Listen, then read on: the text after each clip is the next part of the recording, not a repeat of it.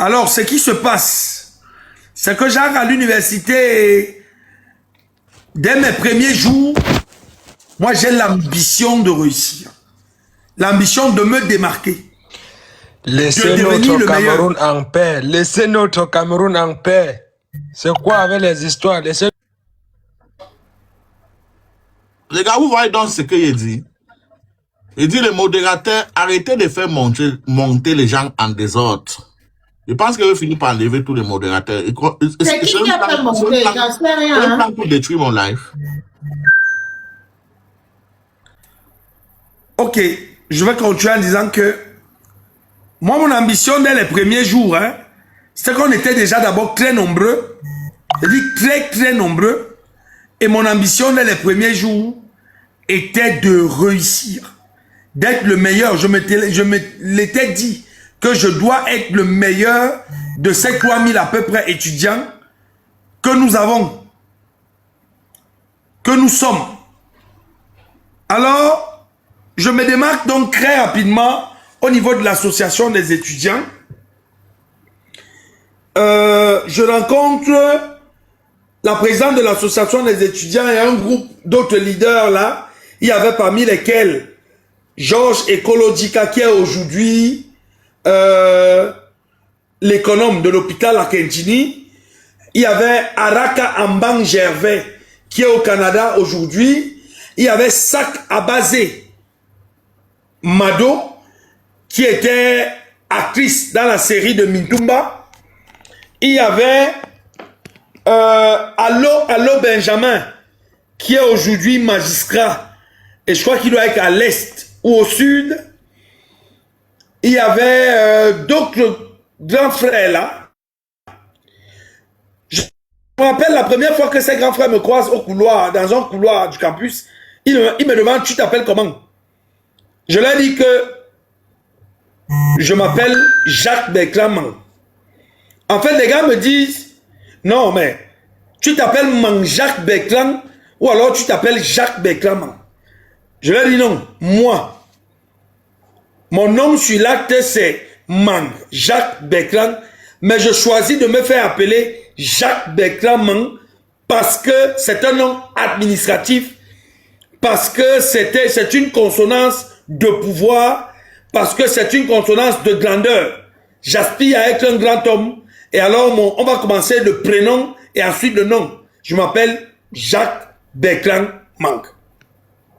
Alors, à cet instant précis, je marque Araka Ambang Gervais, Sak Abazé Mado, Allo Benjamin, Ekolodjika, Georges Ekolodjika. C'est comme ça que, d'un commun accord, ils décident, ces aînés académiques et responsables de l'association des étudiants de l'époque, ils décident de me nommer délégué d'amphi de niveau 1. Alors le délégué d'amphi, c'est celui qui coordonne les activités de l'amphi. Il est en quelque sorte le représentant de ses camarades auprès de l'administration. Je deviens donc une personne très importante au niveau 1 pour mes camarades parce que il y a des communiqués à l'université, il y a des programmes de cours, des programmes de TD, il faut assister l'enseignant quand il arrive, il faut renseigner les camarades quand ils n'ont pas été en cours. Voilà comment est-ce que je prends très au sérieux ma fonction de délégué d'amphi. Très au sérieux. Je deviens donc une personne qui va en cours, mais à part aller en cours, se consacre aux activités post et péri-académiques. Je m'inscris au club Juris Academics, qui était un club de déblocage, qui était un club dans lequel on formait sur le plan méthodologique les étudiants de niveau 1, 2, 3, 4 et poussière. Et là, je tiens un coup de chapeau au responsable de ce club qui s'appelle Moukete Ekoume. Il est magistrat en service aujourd'hui. Je cite ces noms-là. Retenez bien tous ces noms. Parce qu'à chaque étape de cette histoire, les noms vont réapparaître. Et ces gens sont vivants.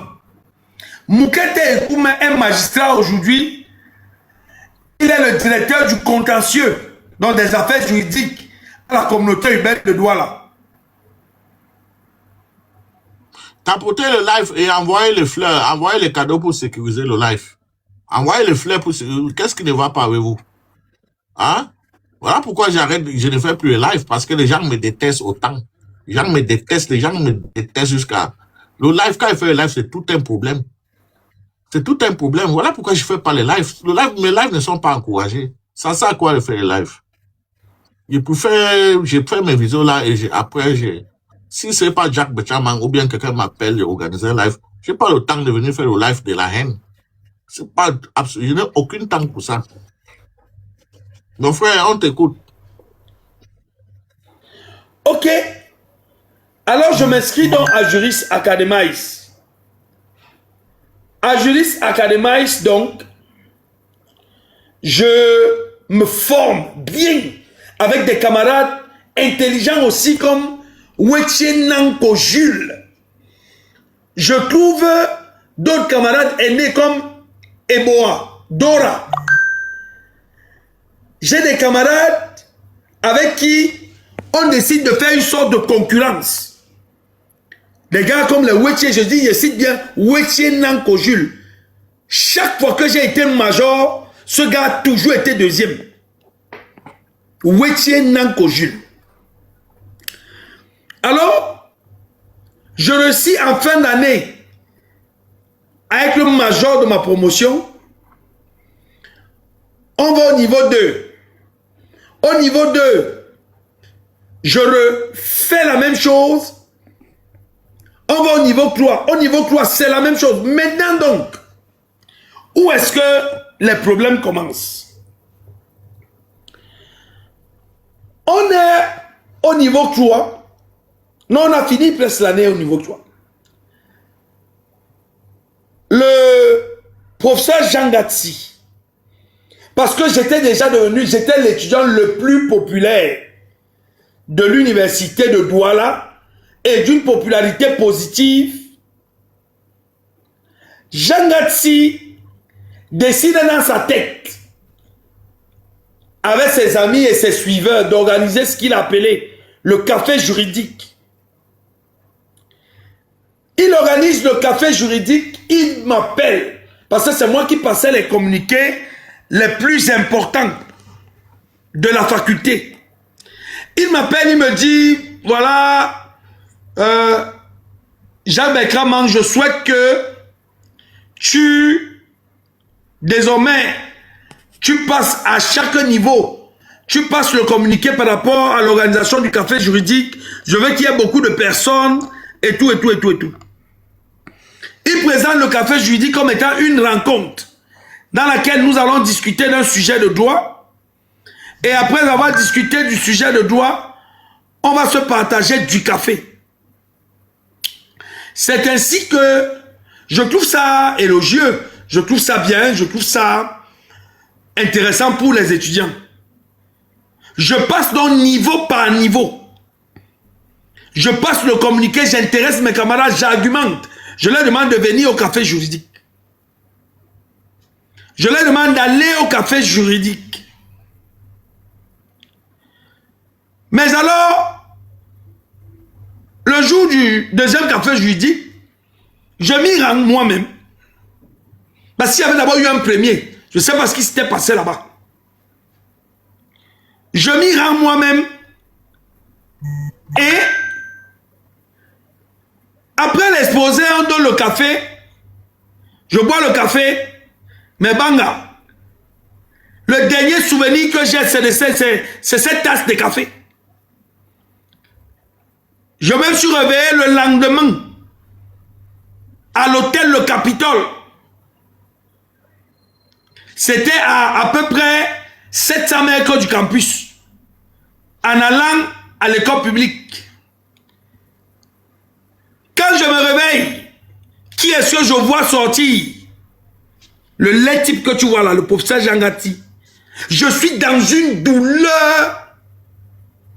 Je suis dans une de ces douleurs que tu ne peux pas imaginer. Une douleur rétale. Excuse-moi, Jacques, tu avais quel âge? Mais je n'avais pas 20 ans. Si j'avais tout, j'avais 20 ans. Donc j'étais un mineur. Parce qu'on est majeur au Cameroun à 21 ans. À l'hôtel Le Capitole, donc face Capitaine de Panda. Mais je vois l'individu en train de s'habiller, mais je dis mince. C'est qu'on entend dans les films là. C'est ça que je suis en train de vivre là maintenant. Je lui ai dit, comme je lui ai parlé aujourd'hui là. C'est comme ça que je lui ai dit ce jour que ce crime ne restera pas impuni. Je vais me plaindre. Il ricana avec ses sales dents.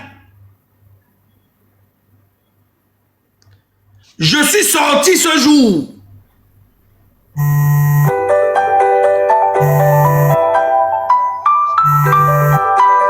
Je me suis dirigé à l'hôpital, la garnison militaire de Douala, à Bonanjo. Parce que je savais déjà que si tu as été victime d'une agression sexuelle, ben il faut que tu aies les éléments qui l'attestent et que tu les présentes devant les officiers de police judiciaire. J'arrive donc à la garnison militaire, les gars me disent oui, il y a bien eu agression et tout, mais voilà ce qu'il faut faire, c'est qu'il faut payer, il m'avait dit qu'il fallait payer, je crois 19 000 à l'époque. Tu te rends bien compte que je n'avais pas cet argent-là.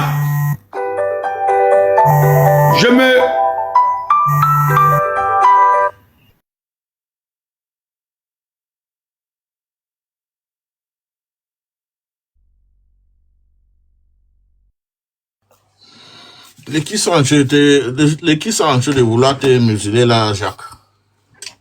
Les appels là, c'est pourquoi exactement? Les gars, continue à tapoter le live, il va revenir. Hein? Ceux qui cherchent à le museler ne vont pas réussir. Continuez à tapoter le live, partager le live. Et envoyer les fleurs, les lions, les léopards, même les girafes, même les crocodiles. Pour protéger le live. C'est très important. Allô? Ouais. Non, je suis en train de voir là les Tchinda de Jean Gatti, c'est eux qui m'appellent là. Je ne sais pas pourquoi ils sont en train de m'appeler. Je ne sais pas pourquoi ils sont en train de m'appeler. Et bien, Jean Gatti vient souvent en Europe. Mais non, il a eu un problème en Europe là-bas, un problème de mœurs. Soit il avait violé, soit c'était sa nièce, soit c'était qui. On l'avait chassé, c'était à Nîmes. Il y a un monsieur qui est intervenu dans un live qui avait parlé de ça. Mais c'est un enseignant, c'est un professeur agrégé des universités internationales, donc il voyage. C'est pour ça qu'il demande, mais c'est un danger, Mais le monsieur là, c'est un danger. Imagine, il y a de cela de 7 ans. Alors, ce que tu avais subi, imagine maintenant depuis. Non, attends, j'ai fini de. Le monsieur là a déjà fait. Attends, je finis de raconter l'histoire. Ouais, mon frère. Je veux finir de raconter l'histoire. Il faut parler. Je veux finir de raconter l'histoire et je veux que les gens posent des questions. Ouais, moi-même j'ai des questions pour vous. Mais il faut laisser d'abord. Donc alors, dès que je quitte l'hôpital à garnison militaire, parce que je n'ai pas les 19 000, je dis que ne laisse pas. Je pars à la Légion de gendarmerie de Bonanjo. Je pars voir le collégion. On me dit qu'il faut déposer la plainte.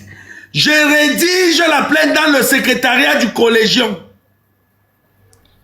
Je dépose la plainte. On me donne l'accusé de réception. Je reviens avec l'accusé de réception où? À Ange Raphaël. Je pars rencontrer Moukete Ekoume. Il est magistrat aujourd'hui, je voulais citer son nom. Il est en service à la communauté urbaine de Douala. C'était mon mentor. En service à la communauté urbaine de Douala. Là où il est magistrat et il est responsable du contentieux. Je le rencontre. Je lui remets l'accusé de réception. Parce que je savais que je peux être interpellé ou alors je peux subir une agression ou alors je peux être kidnappé ou je ne sais pas quoi. Il fallait qu'il garde la preuve. Il fallait qu'il garde la preuve. Je lui donne ce document. Je ne me limite pas là. Je vais m'asseoir devant le campus. Le même jour, je prends une pancarte. J'écris.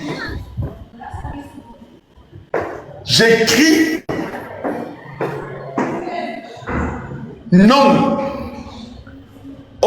à la sodomie, non à ceci. Bref, j'écris tout ce qui m'est arrivé. Lorsque je fais ça, je ne peux vraiment pas chercher là. Lorsque je fais ça, je m'assois là, je dis que je fais une grève de la faim. Je dis que c'est la grève de la faim. La grève de la faim en question, je la mène pendant toute la journée. Toute la journée, je suis assis là. Je vois, il y a certains journalistes qui viennent. Ils m'interviewent, parmi lesquels un certain Luc Ngacha. Luc Ngacha, il était journaliste, je crois, à l'époque, dans un média qu'on appelait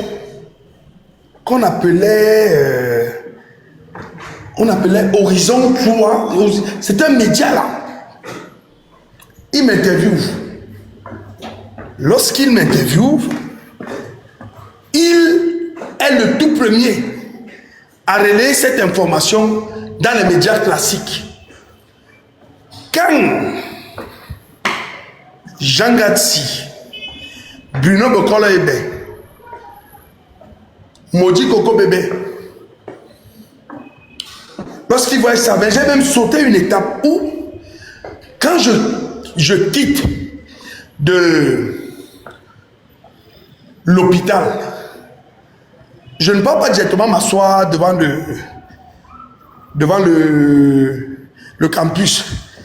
Je pars d'abord voir un enseignant qu'on appelait le docteur Ndjamé. Le docteur Ndjamé. À l'époque, il était docteur. Aujourd'hui, il est professeur. Je rencontre le docteur Ndjamé. Le professeur Ndjamé, aujourd'hui retraité, il est allé en retraite en tant que secrétaire général de l'INSET. Je le rencontre et je lui pose le problème. Il me prend la main. Il m'amène chez le doyen Modi Koko Bébé. Il est vivant, les deux sont vivants. Modi Koko Bébé, écoute, il me regarde comme ça, il fait comme un chat, il ne dit rien. Il ne dit rien, Modi Koko Bébé. Il me rend compte que, mais, ici, là, le type, c'est qui est le doyen. On vient lui poser un problème aussi grave. Il ne fait que regarder, il regarde. Je me rends compte que ici, là, je suis fait. Il faut que j'expose les gens-ci. Ils veulent me tourner en bourrique. C'est comme ça que je pars de m'asseoir devant le campus pour faire la grève de la faim. Quand je m'assois devant le campus, toute la journée, mes camarades viennent là, ils m'encerclent. Les gars voient que, non mais, le gars si, il y a la foule est là, les étudiants ne veulent même plus aller faire cours. La foule est pleine. Les étudiants sont en train de le suivre. Dans la nuit, Comme je suis en train de faire la grève de la faim là, ils viennent me kidnapper. Un certain Ibiotu, il est aujourd'hui au Canada. Un certain Achille Moa, il est aujourd'hui responsable au niveau de la faculté des sciences économiques et gestion appliquée.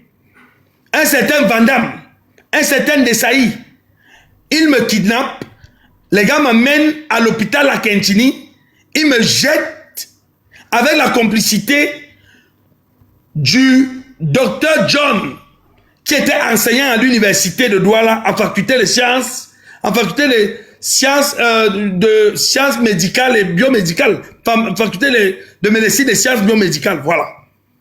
Qui était très ami avec Moji Koko Bébé, très ami avec Bruno Bokole Bébé, très ami avec Jagati. Canada, les gars partent me jeter où? Au cabanon. Dans la nuit. Vers les 23h. Sans appeler mes parents. Sans mon consentement, ils me jettent là-bas. J'ai fait 3 jours là-bas, personne n'a su où j'étais. C'est au bout du 4e jour que j'ai un ami, il est vivant. Il s'appelle Abouna Edgar. Il vit aujourd'hui au Canada, il peut témoigner. Il peut monter dans ce live et témoigner. Abouna Edgar Damas était de passage à l'hôpital à Kenji. Je ne sais pas qui partait voir. C'est lui qui remarque ma présence là-bas. C'est lui qui contacte mes parents. C'est là où, quand les gars de l'hôpital à Kenji se rendent compte que les parents vont venir, ils alertent le docteur John qui alerte les gars de l'université. Ils alertent Moji Koko, ils alertent Bruno Bokolebe, ils alertent Jangati. Les Jangati, Bruno Bokolebe, Moji Koko bébé, partent payer Equinox télévision. Écoutez bien. Écoutez bien. Ils partent payer les journalistes d'Equinox télévision. Pour que ces journalistes-là viennent rapidement me filmer comme je suis là-bas au cabanon. Les journalistes viennent filmer, hein, pour après aller montrer les images à mes camarades, pour leur dire que le type qui dit les choses là depuis là, le type qui dit qu'il a été agressé là, en fait tu es un fou. Alors, quand mon père arrive avec ma mère, ils disent à mon père que non, la seule chose qu'il y a à faire là maintenant, c'est que pour sauver l'année académique de ton fils, tu dois faire une lettre. Là où tu dis que ça fait quelques semaines, il a atteint d'une maladie mentale. Cette lettre-là, mon père l'écrit. Cette lettre-là existe. Je vous l'ai présentée ici sur les réseaux. Elle a été écrite en 2009. Elle existe. Mon père l'écrit, il leur donne. Eux, ils veulent la lettre pour faire quoi? Pour démontrer que, en fait, ils avaient le droit de m'emmener là-bas. Alors, quand je sors de là, je repars au campus. Arrivé au campus, je trouve qu'ils ont donné instruction à Vandam, qui était vigile, à Desailly et aux autres vigiles de m'interdire tout accès dans le campus. Donc, ils m'interdisent d'entrer dans le campus. À l'époque, ils ne m'avaient pas encore envoyé. Hein. Mais ils avaient déjà donné instruction aux vigiles de m'interdire d'entrer dans le campus. Mais avec mon insistance, que moi, je voulais toujours aller faire cours, que je vais aller faire cours. C'est comme ça qu'en catimini, les gars décident donc de me renvoyer. Sans me servir une décision de renvoi, sans me convoquer en conseil de discipline. Ils me renvoient. Attends, Jacques. Ils annoncent seulement un communiqué. Jacques, one second. Les gars, le modérateur, je ne sais pas si j'ai même un modérateur sur ce live, mais les commentaires, tous les commentaires déplacés, on bloque la personne immédiatement. Ça, c'est un sujet très sensible. On ne peut pas continuer ce sujet avec des démons. Tous les commentaires déplacés, bloquer ces personnes-là directement, qui disparaissent d'ici là. On n'a pas besoin de 1000 personnes, on n'a pas besoin de 1000 sorciers sur ces lives. Merci. Ok. Il décide donc de sortir un communiqué qui dit que je suis exclu de l'université de Douala sans me donner une décision de renvoi, sans me donner une convocation au conseil de discipline. Sorte la note, pas te la donner jusqu'à la police du 7e, le commissaire du 7e de l'époque lui-même était complice. La police venait souvent du 7e pour venir m'arrêter dans le campus, pour m'amener en cellule au 7e. Moi, en tant qu'étudiant. C'est comme ça que, comme les gars voyaient que j'insistais tellement, les messieurs m'ont kidnappé encore un jour avec 2 policiers. Je ne sais pas comment ça s'est passé. Ils m'ont envoyé à Nouvelle, à la prison centrale de Nouvelle. Je suis pas allé au parquet. Hein. Je n'ai pas signé un mandat de dépôt. Mais j'étais déjà à la prison centrale de Nouvelle. Je fais exactement 12 jours à Nouvelle. Que ceux qui m'ont emmené en prison, la bande de Jean Gatsi, Bruno Bokolebe, Moji Koko Bébé, quand on me convoque à l'information judiciaire par les soins du magistrat Nkoton Thiam, il est vivant. Je lui expose les faits. Je lui expose les faits. C'est là où le magistrat Nkoton Thiam décide de me libérer et je ne suis plus jamais reparti à la prison. Mon mandat de levée de clou a été signé là-bas. Là-bas, au parquet. Je ne suis plus reparti en prison. Quand je sors de la prison, je trouve que les gars m'ont donc effectivement renvoyé. Je ne suis plus dans les effectifs. Je continue à insister que non, je ne peux pas accepter ça. On ne peut pas me renvoyer. Je n'ai même pas été convoqué au conseil de discipline et tout. Un soir, les gars me font kidnapper par Vandam, Desailly, par les visites de l'université. Ils font comment? J'emprunte une moto devant le campus. Ils dirigent la moto à l'hôtel, à la boulangerie de la paix Bepana. Au niveau de la boulangerie de la paix Bepana, je vois Vandam sortir, je vois Desailly sortir, je vois les visites de l'université en civil. Les gars m'ont tabassé dans la nuit là. Ils m'ont tabassé dans ce quartier disant aux populations que je suis un bandit. J'ai encore les séquelles. J'en ai les séquelles. M'ont tabassé. Ils m'ont mis dans les roues pour me brûler dans le quartier là, disant que je suis un bandit. J'ai eu la vie sauve parce qu'on a envoyé un d'entre eux aller payer l'essence. Il est allé payer le pétrole. C'est comme ça que quand les gars allument le feu, je suis dans les roues. Un homme sort de je ne sais où. Il s'appelle Sowengini, Valentin Alain.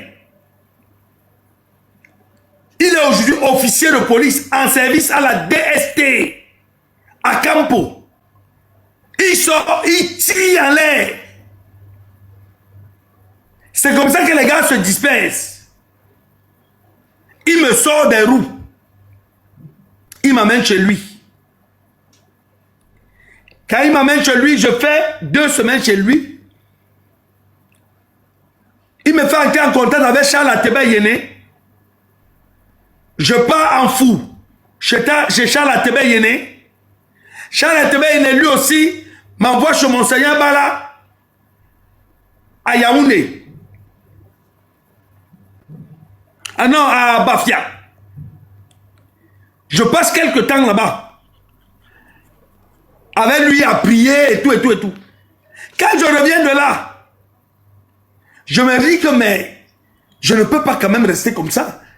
Il y a quand même un ministre de l'enseignement supérieur au Cameroun. Voilà comment je prends mes pieds, je pars à Yaoundé. Ayant pour ambition de rencontrer le ministre de l'enseignement supérieur,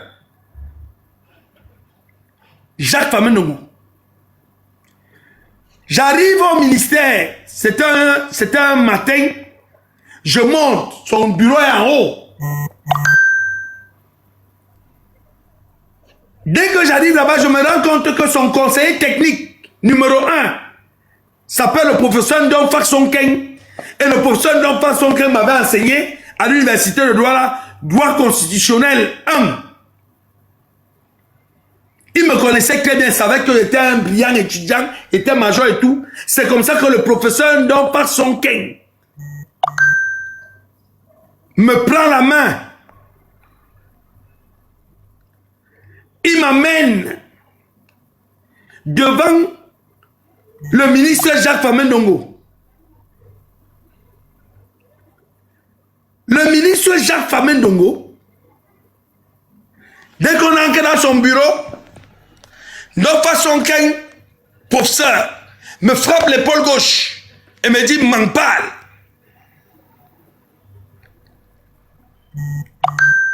Je relate tout ce que je viens de vous relater là au ministre Jacques Famendongo. Il se lève de sa chaise dans une colère noire. Il me dit, sortez de mon bureau. Sortez de mon bureau. Il me chasse. Alors qu'il vient de lui dire que j'ai été VIOL, j'ai été radié, on a essayé de me tuer, ainsi de suite.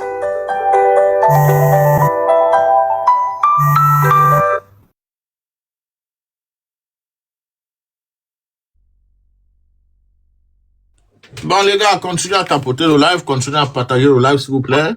Allô? Solidarité Allô? pour Jacques Benchaman. Voilà son numéro qui est là. Ceux qui peuvent faire un petit geste. Si l'histoire vous touche, vous pouvez réagir là. Voilà son mobile money. Jacques, c'est Orange ou bien c'est mobile money là-bas? C'est Orange. Si son histoire vous touche et que vous voulez faire un petit geste, faites-le. Là, c'est pour lui. Ce n'est pas pour aller faire quelque chose. C'est pour lui. Juste pour son histoire. Donc, devant le professeur de réalité mémoire Ndong Fak Sonkeng, parce que c'est après cette histoire que Ndong Fak Sonkeng est mort, hein. Il était encore en train de le nommer conseiller technique. Numéro 1, directeur de monsieur Jacques Famendongo. Ndong Fak Sonkeng est stupéfait. Je sors de là, on arrive dans le bureau de Ndong Fak Sonkeng, je me mets à pleurer. Ndong Fak Sonkeng retire 10 000. Il me donne, il me dit, là, à Douala. À peine j'étais arrivé à Douala que le lendemain, notre communiqué était sorti, qui me radiait, là maintenant, de toutes les universités au Cameroun. Yes. Depuis cet instant-là, depuis ce moment-là, je n'ai plus jamais été étudiant. Je suis allé à l'université de Ngaoundéré pour essayer. Là où il y avait le doyen Janvier Onana, professeur Janvier Onana, celui qui m'a enseigné initiation à la science politique. Janvier Onana n'a pas pu me faire inscrire à l'université de Ngaoundéré. Je suis allé pour essayer à l'université de Sora à Yaoundé. Mon nom n'est pas sorti.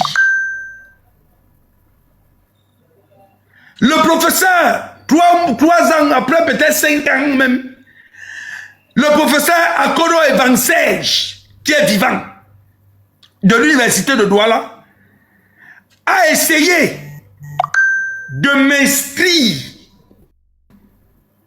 en faculté de droit, encore l'université de Douala, me disant que non, viens maintenant faire sciences politiques. Ne fais même plus le droit, fais sciences politiques maintenant. Même jusque-là, ça n'a pas marché. Alors, les informaticiens m'ont confié que mon nom avait été radié des effectifs et que je n'étais plus visible. Je n'étais plus visible dans le fichier. Je n'étais plus visible.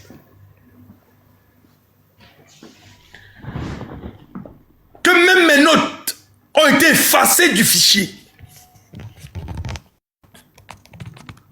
Pas effacées, mais blacklisté, c'est-à-dire qu'ils voient le black, le noir. Sur les notes, il y a le noir. Voilà comment est-ce que je décide donc d'écrire un livre là-dessus. Je me rapproche de monsieur Eben, bienvenue. Il était à l'époque le directeur général adjoint de la microfinance, d'une microfinance, je ne vais pas faire de publicité, à Douala. Celui qui m'avait donné son contact, c'est un journaliste. Donc, je suis en train d'oublier même le nom là. Un grand frère là, journaliste. Son nom est en train de m'échapper, mais je vais me l'appeler. Je n'oublie jamais rien. Moi, je vais me l'appeler là tout à l'heure. Voilà.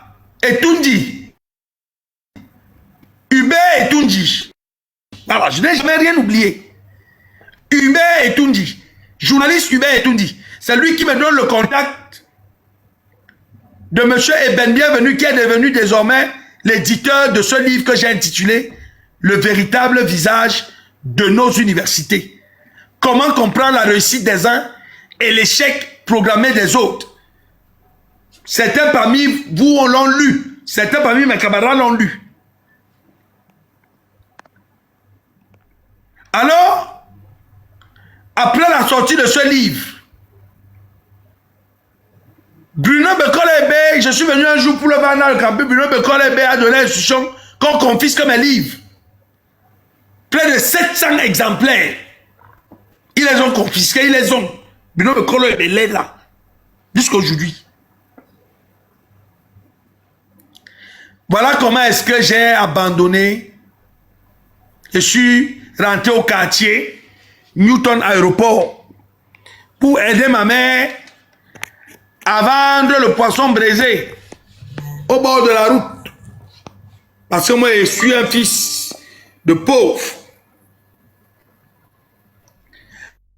Mais alors, j'ai un ami, un camarade, il s'appelle Bienvenu Oona.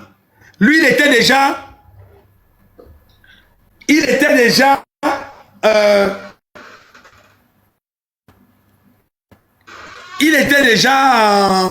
comment on appelle ça, au fret aéroport. Il se battait déjà dans le domaine du transit. Non, pas dans le domaine du transit, dans la manutention des colis. C'est comme ça que, en fait, je ne peux pas devenir manutentionnaire au fret aéroport. Je porte les safous, je porte les colis des prunes et tout ça. Et comme je suis quand même un gars assez élevé, je me rends compte que les grands frères là-bas, eux, ils ont une activité qui mène, qui s'appelle la déclaration en douane. Voilà comment je m'intéresse à l'activité de déclaration en douane. Je deviens un déclarant en douane. Bref, au bout d'un moment, je commence à avoir beaucoup de clients. J'ouvre donc, je crée donc ma première entreprise qui est appelée Global Freight and Cargo,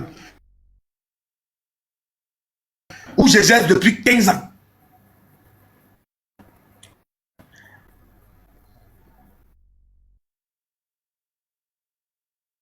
je me consacre à cette activité-là. Mais avec des enseignants très proches de moi, je continue à faire des études, mais de manière officieuse. C'est-à-dire le droit. Je me perfectionne dans certaines disciplines du droit, comme le droit du transport. Là où je suis un érudit aujourd'hui. Je me perfectionne dans les disciplines comme la philosophie, la sociologie, l'anthropologie. Je lis beaucoup de livres. Ce qui fait qu'aujourd'hui, là, rares sont les enseignants de cette discipline-là qui peuvent tenir un débat avec moi. Bref, voilà donc comment est-ce que j'ai été chassé des universités de manière injuste à cause de Jean Gatti. Aujourd'hui donc, je suis en train d'aller à Yaoundé. Je croise cet individu dans la salle d'embarquement. Je le vois à distance, il ne me voit pas. J'allume ma caméra parce que je me dis que ce type, je vais un peu voir aujourd'hui. Depuis 17 ans, on ne s'est pas croisé. J'allume ma caméra, je vais vers lui. Il ne me remarque pas d'abord. C'est pour ça que quand il lève la tête, il veut sourire. Quand il me regarde et que je lui pose la question que est-ce que vous avez souvenir, est-ce que vous vous souvenez, est-ce que quand vous me regardez là, quand je suis face à vous, qu'est-ce que ça vous fait? C'est là où il comprend qu'il est en danger. Quand il comprend qu'il est en danger, il commence à paniquer, à trembler. Mais à cet instant-là, si on était dans un quartier... Attends, Jacques, je pense qu'il t'a remarqué. Mais tu es sur la toile, tu penses qu'il ne voit pas tes vidéos.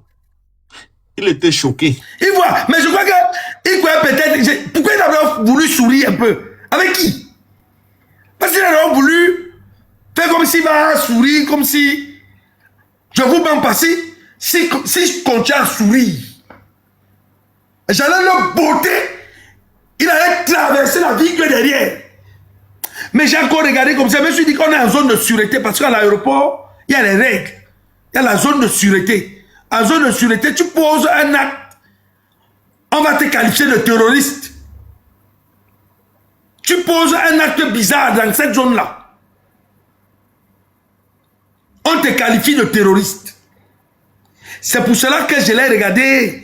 Je lui ai parlé tel que je lui ai parlé. Et vous avez vu que quand il a baissé la tête, il n'a même plus le courage de la soulever. Parce qu'il sait. Il sait. Si je mentais, si j'étais en train d'accuser à tort, il devait réagir. Il devait au moins dire que soit fiche-moi le calme, soit mais la culpabilité l'a rongé. Il a été rongé par la culpabilité. Mais je ne vais pas m'arrêter là. Et je le lui ai dit. Parce que je connais leur méthode. Maintenant, il va payer peut-être des bandits pour qu'on m'agresse, on me tue. Maintenant, il va aller payer peut-être la police, je ne sais pas pourquoi on m'arrête, pourquoi je ne sais pas quoi. Mais je n'ai pas peur de lui. Je n'ai pas peur d'eux. Et il n'est pas le seul. La prochaine personne, ce sera Jacques Fabian Ndongo. Le jour où je vais le voir, je vais le traiter de la même manière. Son gendarme va peut-être tirer sur moi. Parce qu'il est autant pire que ce Jean Gatti. Voilà la réalité. Si j'ai menti, que je ne me réveille pas demain, que comme je vais dormir aujourd'hui là, que je ne me réveille pas. Voilà. Bon, les gars, voici le Orange Money de Jacques Bechaman. Ceux qui peuvent faire un petit geste, même si c'est 5 euros, hein? 5 euros, 10 euros, 20 euros, faites-le s'il vous plaît, c'est très important. Hein? Faites-le seulement. Bon, c'est pas Jacques Bechaman, puisque le live vous appartient, qu'est-ce que vous proposez? Non, je veux que vous preniez une poignée de personnes qui peuvent poser des questions sur des aspects de l'histoire qu'ils n'ont pas compris. Je suis ouvert. C'est une histoire que je raconte depuis 17 ans. La même. Je n'ai jamais changé un seul terme. C'est la preuve que je ne mens pas. Je suis dans la vérité. Voilà. Je suis à vous. Ok. Et pour longtemps. Parce que je reviens des fois, Promote et Sago, je n'ai pas encore mangé. Voilà ma nourriture qui est encore posée sur la table.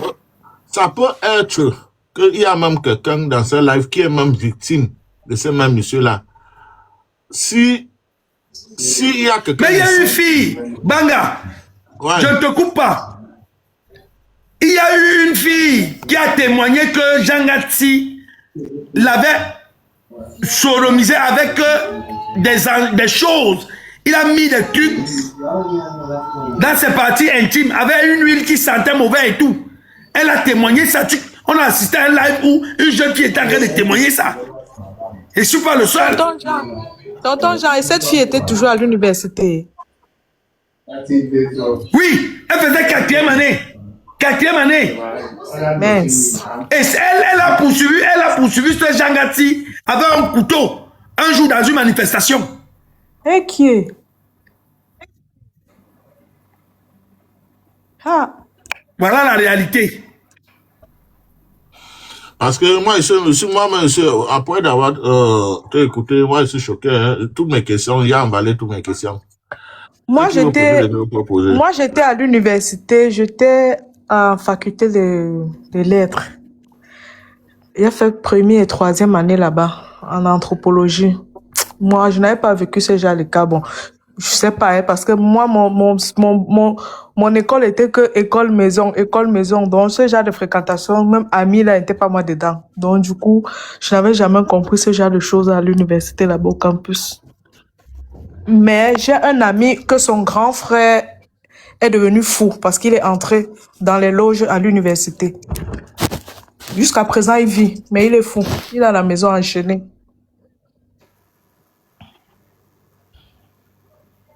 Mais je ne vous ai pas dit que ces gars prient les messes de minuit là-bas au banc des Oliviers avec les bougies rouges. À l'époque, c'était tous les derniers jeudis du mois. Ils faisaient ça. Ceux qui habitaient le campus de l'université le savent. C'est pas moi qui le dis. Ça, c'est même pas des choses que je vais même entrer dans les détails là. C'est leur vie. Bon, on va libérer la place aux autres, ceux qui ont les questions ou bien ceux qui veulent témoigner. Vous pouvez envoyer vos demandes. Bonsoir d'abord, monsieur Jacques Benkramon. Et bonsoir, monsieur Mbanga. Bonsoir. Je tiens d'abord à vous dire que je vous suis beaucoup et je regarde beaucoup vos contenus. Et cette histoire que vous racontez, je l'ai écoutée des milliers de fois, toujours venant de vous. Aujourd'hui, j'ai été surpris quand j'ouvre mon TikTok ce matin de voir la vidéo où vous êtes présenté devant ce monsieur. Moi, j'ai tellement salué le courage. C'est vraiment courageux de faire ça. Parce que vraiment, moi, je ne peux pas. Si c'était moi à votre place, je ne sais pas où je vais prendre la force de faire cela. C'est ce que j'avais à dire. Vraiment, vous êtes une personnalité à admirer. Merci beaucoup pour tout ce que vous faites dans les rues de Yaoundé, de Douala pour l'insalubrité et tout. Vraiment, merci beaucoup, monsieur Jacques Benkramon. Merci. Dans les rues de Yaoundé, de Douala pour l'insalubrité et tout. Vraiment.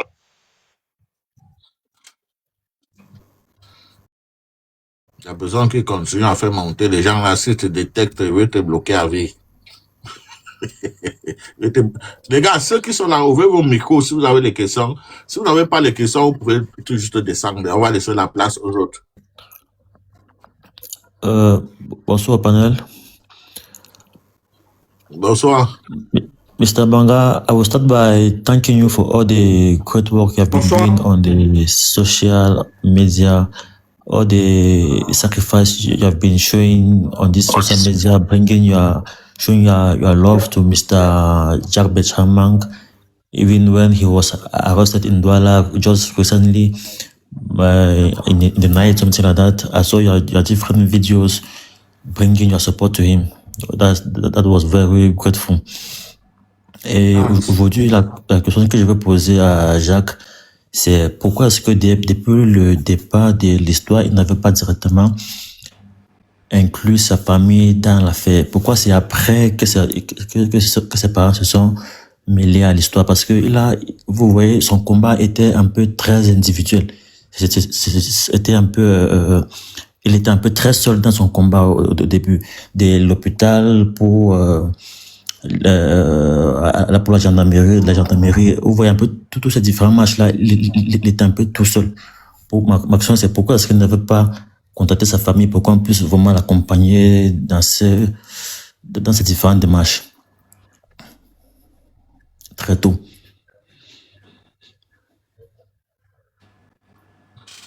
C'est une question? Ouais. Was it a question? Yeah. What was the question? Premièrement, parce que j'habitais pas avec ma famille. Moi, j'habitais dans le campus de l'université, je vivais seul depuis au moins 3 ans. On va nous retirer. Je réponds.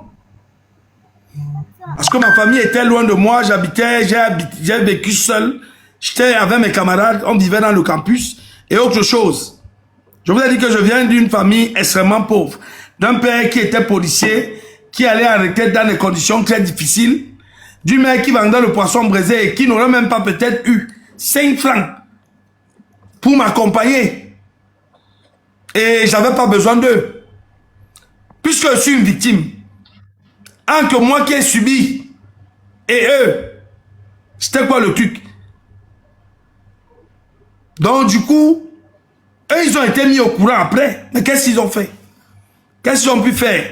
Puisqu'on les a convaincus de dire que j'avais des problèmes il y a quelque temps. Bref, ne pensez pas toujours que vos combats, c'est quelqu'un d'autre qui va les faire à votre place. Non. Non, prenez le courage de mener vos combats. Je pose la question menez vos combats. À cette époque, tu étais encore jeune vous-même, étudiant. vous n'allez jamais vous décevoir vous-même. Je pose la question en fait parce que à cette époque, tu étais encore jeune étudiant et voilà, et je me dis que s'il y avait eu quelqu'un de mature... Un étudiant n'est plus un enfant de la maternelle. Non, je comprends parfaitement. Je comprends un étudiant n'est plus un enfant de la maternelle. Un étudiant peut porter plainte. Tout à fait. Je crois que je vous ai répondu. Si vous avez une autre question pour la poser. Tout à fait. Non, là, maintenant, je vais descendre et je veux juste vous motiver vraiment pour le combat que vous continuez de faire chaque jour dans les différents... Passez la parole à quelqu'un d'autre, s'il vous plaît, s'il n'a plus de questions. Merci. Il faut le motiver en utilisant ce numéro.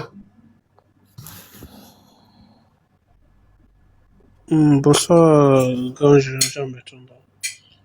Hey, je vous rappelle déjà que c'est moi qui a... Attendez, attends. Je vous rappelle déjà que c'est moi qui a décidé de mettre le numéro de Jacques Tchangman là-bas. Il n'a rien demandé. C'est moi qui a décidé de mettre son numéro parce que son histoire m'a touché. Donc, il ne veut pas entendre après que Jacques Tchangman est allé chercher l'argent, qu'il est au mangang. Non, il ne veut pas entendre ça.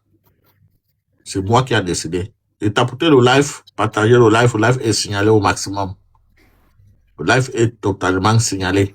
Jacques Tchangman, est-ce que tu as encore des problèmes avec ta connexion ou bien savoir?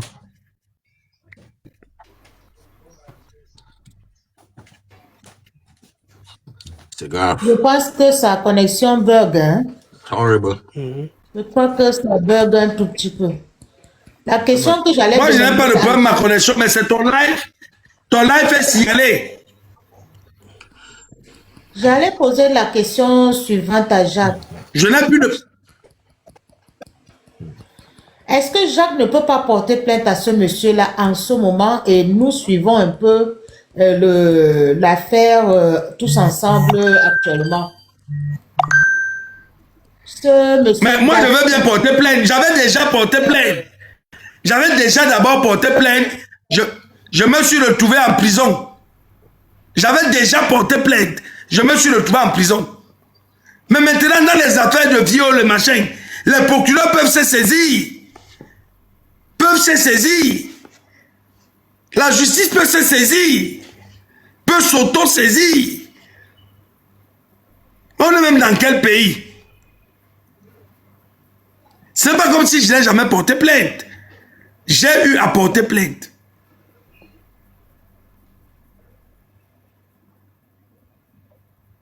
Moi, j'attends actuellement une auto-saisine de la justice. Mais ce pourquoi je veux porter plainte aujourd'hui, c'est pour que je sois remis dans mes droits, que mes diplômes me soient restitués.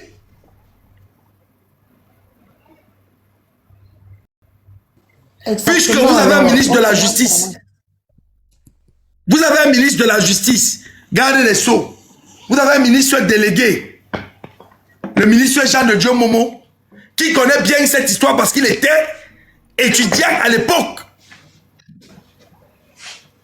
Le ministre Jean de Dieu Momo connaît bien cette histoire.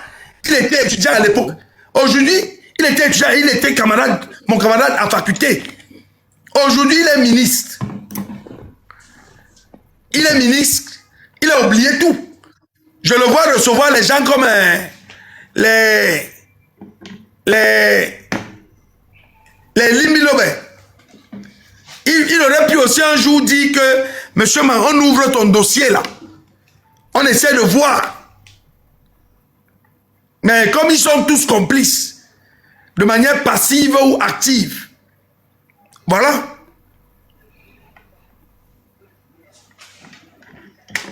Bonsoir. Les gars, n'endormez pas le live. Bonsoir. Posez les questions. Bonsoir, j'ai une question. Bonsoir Mbanga. C'est One Love, c'est l'artiste One Love. J'espère que tu vas bien. Ouais, bonsoir, artiste. Ah, One Love, je vais bien. Ouais, ça fait plaisir de vous avoir en live. Déjà, je t'apporte tout mon soutien et je suis très fier du combat que tu mènes et je suis très fier de toi. Mais j'avais deux préoccupations. La première, c'était celle de savoir quel était l'intérêt de papa d'accepter de signer un document qui dit que tu es malade mental. Parce qu'aujourd'hui, j'ai l'impression, c'est juste une impression que ça joue aujourd'hui contre toi et que voilà. Ou alors que papa ne savait pas la portée de ça. Et la deuxième chose, aujourd'hui, est-ce que tu te revendiques quelqu'un qui combat pour le peuple ou tu combats parce que tu as subi des injustices? Voilà un peu les deux questions que je voulais te poser ce soir. Je te remercie.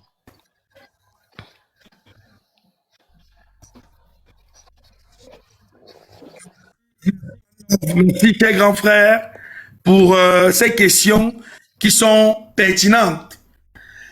Pour répondre à la première, je vais dire que mon père a été naïf. Il a été naïf. On lui a miroité le fait que non, on va prendre soin de son fils, on va faire ceci. Et ces gens-là, quand ils vous appellent dans leur bureau là, pour vous convaincre, ils sont persuasifs, hein?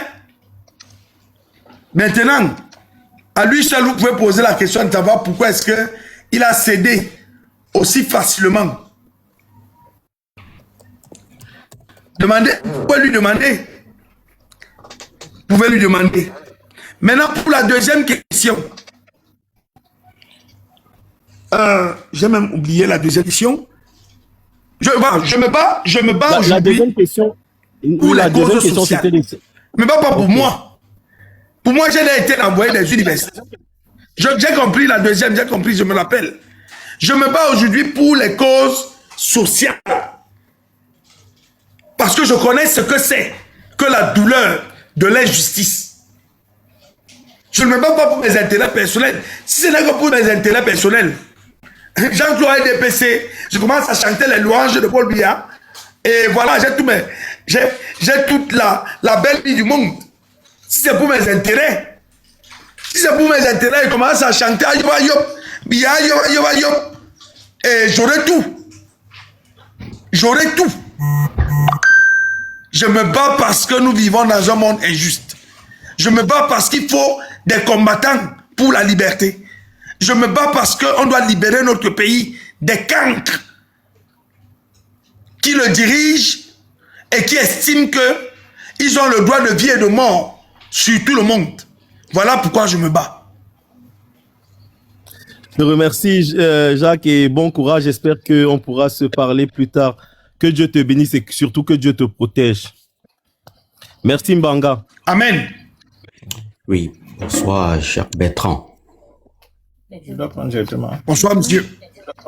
Oui, beaucoup de courage, vraiment, pour ce que vous avez vécu. Votre histoire est très touchante. J'ai quelques questions et je voudrais que vous permettiez que nous puissions échanger sur ce que vous venez de raconter. Donc, déjà, comment vous vous sentez ce soir après avoir brisé ce silence?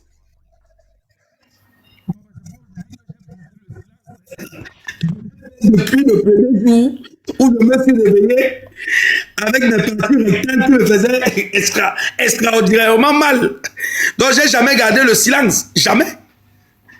Je me sens comme un conquérant de la vérité, comme un conquérant de la justice sociale. Ok. Revenons sur les faits que vous avez relayés. Vous nous avez dit ce soir que il aurait l'accusé aurait introduit. Non, on ne parle pas au conditionnel ici. Bon, vous nous avez dit qu'on aurait introduit des substances dans ce que vous avez consommé. On ne parle pas au conditionnel ici. On a introduit. Comme vous savez manier la langue française. Non, c'est juste une question, Jacques Bertrand. Votre histoire nous touche. Croyez-moi, votre histoire nous touche vraiment. Ne parlez donc pas au conditionnel. Moi, j'affirme. Parlez pas au conditionnel. Donc, est-ce que vous pouvez revenir sur les circonstances sur ces Je l'ai déjà fait.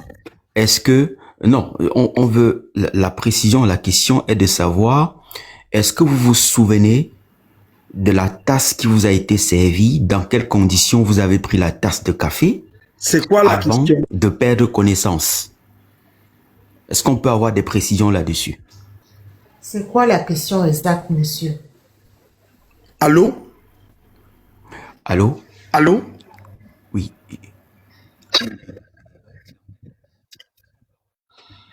Tapotez le live.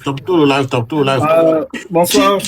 Attendez, qui avait la parole, qui posait la question tout à l'heure? L'homme. Oui. Ouais, parce que depuis l'homme essaie d'envoyer sa demande. Donc, l'homme, oui. Quelle est votre question?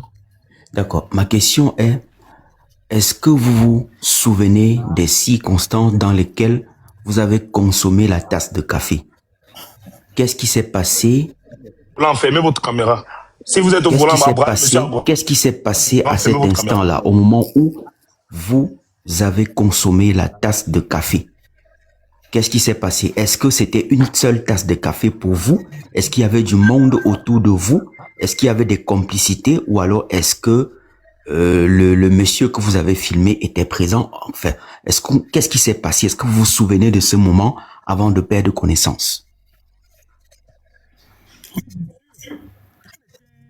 En plein colloque. On était en plein, c'est le café juridique. On était en train d'échanger sur un sujet. On parlait même d'ailleurs de la déclaration de naissance, je me souviens. Et moi, la tasse qui m'avait été servie à la fin du colloque, c'est celle-là que j'avais bu. Et le dernier souvenir que j'ai, c'est justement d'avoir bu cette tasse. Qui vous a servi la tasse? Le prochain souvenir... Pardon? Qui vous a servi la tasse? Celui qui m'avait servi la tasse s'appelle Bobin Kake. Et vous pensez qu'il est complice? Peut-être, ou peut-être pas. Attends un peu, Jacques, Ouais, attends un peu. Tu as la mémoire. L'homme. C'est terrible, ça. Moi, je ne me rappelle même plus des noms de mes votre question, les amis qu'il y avait. Attends un peu. L'homme, comme votre question est tellement pertinente et vous voulez tellement la poser, mettez votre caméra, s'il vous plaît. On va faire un jeu simple, mettez votre caméra et vous allez poser la question. Il y a 1000 personnes qui nous regardent à Jacques Bertrand pour que ce soit plus intéressant. Si vous pouvez le faire, ce sera très bien. Mettez votre caméra. Pourquoi vous mettez pas déjà la vôtre? Non, il faut qu'on mette cette caméra. Mettez votre caméra parce que les questions que vous posez sont des questions pertinentes. Pour ne pas mettre Jacques Bertrand en danger, parce que quelqu'un est tout le temps suivi, il faudrait qu'on sache qui pose les questions. Si vous ne posez les questions, vous allez descendre. Et on va passer la parole à quelqu'un d'autre. Il y a les gens en bas qui veulent lui poser les questions. D'accord. Ok. Vous voulez faire des choses sérieuses, faisons les choses sérieusement. D'accord. Alors, c'est un peu curieux que vous ne mettiez pas votre propre caméra et vous me demandez de mettre la mienne. Je n'ai aucun problème. C'est quelqu'un qui est avec nous Non, tous les ok, jours. voilà la mienne. Voilà ma Qui caméra. d'autre a mis sa caméra depuis? Vous êtes qui, vous, pour m'imposer Monsieur l'homme, de mettre voilà ma ma caméra? caméra. Voilà ma caméra. Monsieur l'homme. Vous êtes qui, vous, pour Voilà la m'imposer de mienne. mettre ma Monsieur l'homme, caméra? voilà la mienne. Bon, Les autres sont celui passés. que je suis, vous descendez. Celui que je suis, c'est celui-là qui ne blague pas de la politique du Cameroun. Et les gens comme les Bertrand qui se battent pour notre pays, on n'a pas le droit de les mettre en danger. Envoyez vos demandes si vous voulez poser des questions à Jacques Bertrand. Voilà, Vous croyez que vous, les gens du RDPC, ne vous connaissez pas? Vous êtes nés. Merci Edero. Ça c'est les présenter comme ça, et il ne faut pas s'amuser avec. Bonsoir tout le monde. Je peux porter ma question, s'il vous plaît? Ouais. Oui, bonsoir, monsieur. Bonsoir, madame. Louis Audrey, bonsoir. Audrey. Oui, bonsoir aussi bonsoir. aux organisateurs de ce live et à tout le monde. Donc, au départ, je souhaiterais déjà agresser tous mes encouragements à Jabé Krama, pas uniquement à cause de par rapport à ce problème, mais pour tout ce qu'il fait au quotidien pour l'avenir de ce pays. Bravo, c'est quand même à féliciter. Alors, ce que je remarque dans votre présentation, c'est que vous êtes riche en souvenirs. Vous vous souvenez même des détails jusqu'au petit nom. Et par rapport à l'histoire que vous racontez, je me rappelle que vous avez dit que vous avez quand même été l'un des promoteurs de l'événement, le café juridique. Vous avez communiqué autour du café juridique et que à la première journée, vous n'étiez pas là.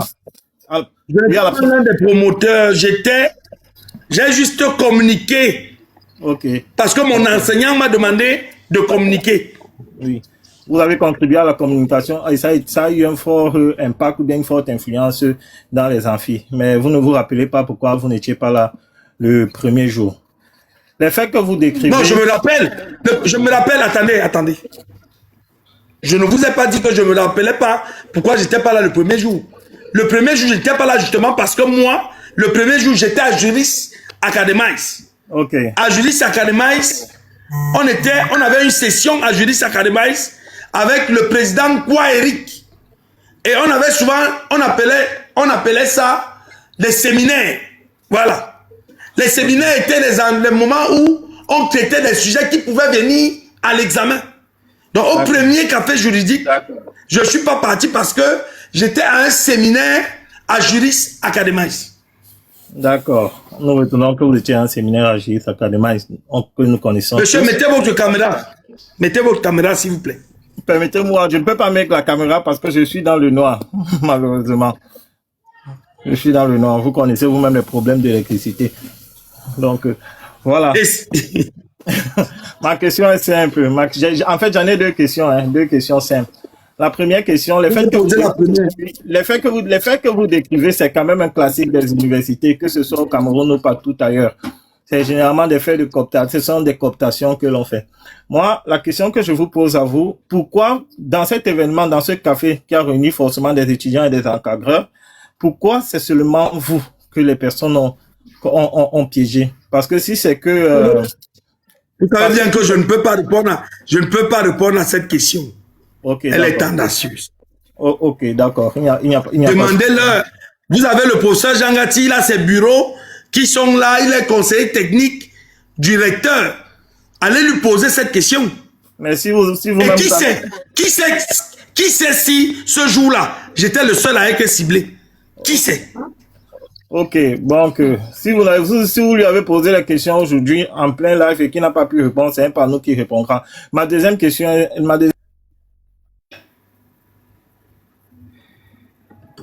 ne sois pas à l'aise ici là, mon frère. La CAPI, Canada BIH. je ne sais pas pourquoi vous ne posez